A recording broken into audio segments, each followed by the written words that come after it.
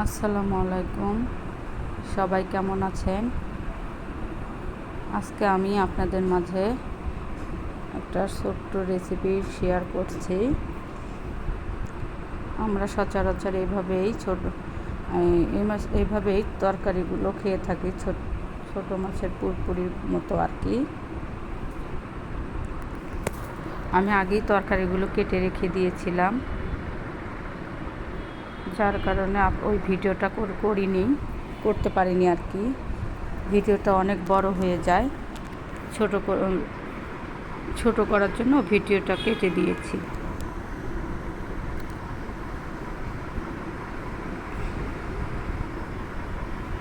আমি আগে তরকারিগুলো সুন্দর করে মরিচ পেঁয়াজ মশলা দিয়ে সুন্দর করে মেখে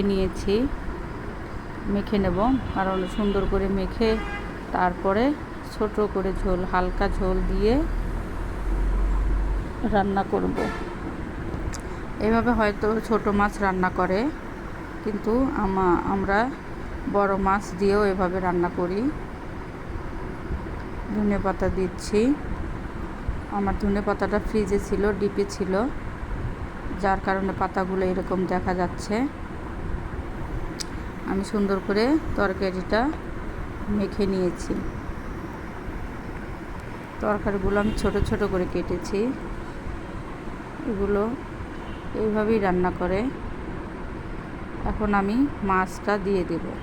মাছগুলো আমি ছোট করে নিয়েছি, কারণ মাছগুলো অনেক বড় ছিল, যার কারণে আমি ছোট ছোট পিস করে নিয়েছি।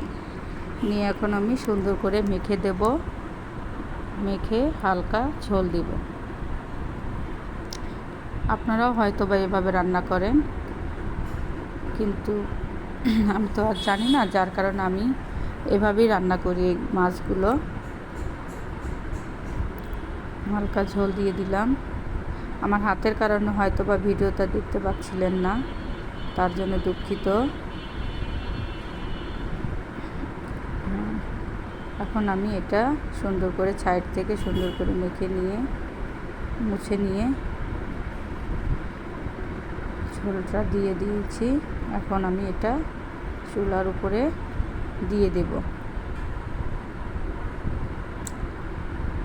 আমি জানি না আমার ভিডিওগুলো কেমন হয়েছে। আমি ইউটিউবে নতুন মাত্র চ্যানেল খুলেছি, আমি নিজেই করেছি এটা। আপনারা যারা পুরাতন বা যারা অনেক বেশি অভিজ্ঞ, তারা একটু জানাবেন আসলে কিভাবে কি করলে সুন্দর হবে ভিডিওগুলো। যাই হোক, আমার তরকারিটা শেষের দিকে। আসসালামু আলাইকুম।